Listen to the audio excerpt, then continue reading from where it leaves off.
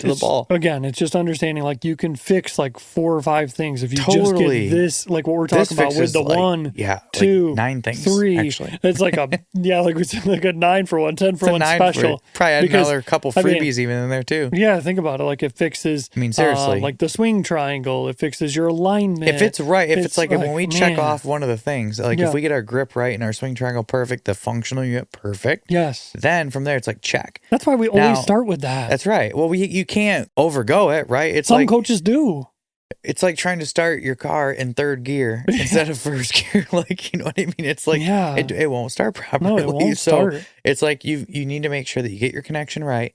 And then from there, it makes everything else easier for the roadmap. Because then from there, if you can maintain proper connection to your takeaway, that is the pre-foundation for pre-impact and post-impact. Right. Because post-impact will commonly mirror, the takeaway. Exactly. Right. Exactly. So, or it'll be, again, somewhat close. Yeah, it's just crazy that some coaches, they're like skipping over these kind of the functional unit. Like that's what we're saying. They'll come in. We saw this a lot with like our last job. And, yes. And just being in the industry, seeing all the content we see on social media, it's like you're seeing the changes that these coaches are like recommending, and they're recommending more of like the effect and fixing the more of getting the lead arm a little straighter and things like that. But it's like, okay, well, what gets the lead arm straighter? Well, based on what we're talking about here, the bottom 2 fingers pushing against the butt end of the golf club is what keeps your lead arm locked and maintaining the cup and the lead wrist and things like that. But we're talking more about the cause and the root to all of the problems, not like all these other things of,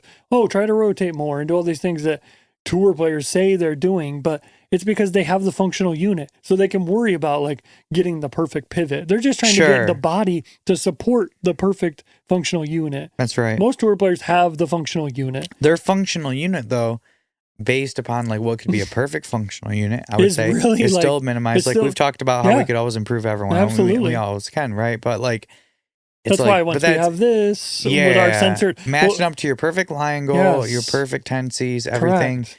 I mean, that's gonna be a nice But this hasn't been brought to anybody's attention. Because nobody's actually measured the functional unit. No, I know, right? It's like that's the thing that fixes everything and makes you a better golfer. It's what the best players are doing. It's true. Even if they don't know it, like you said, some of them might be doing it and not know it, or just be not doing it and getting away with it because of how well they're using their body it from perfectly. Other things. Yeah, for sure. Right. But for the average golfer, they can't get away with it. I'll tell you this though: every tour player is moving the unit. It may not be functional 100%, right? Could be maybe we'll say.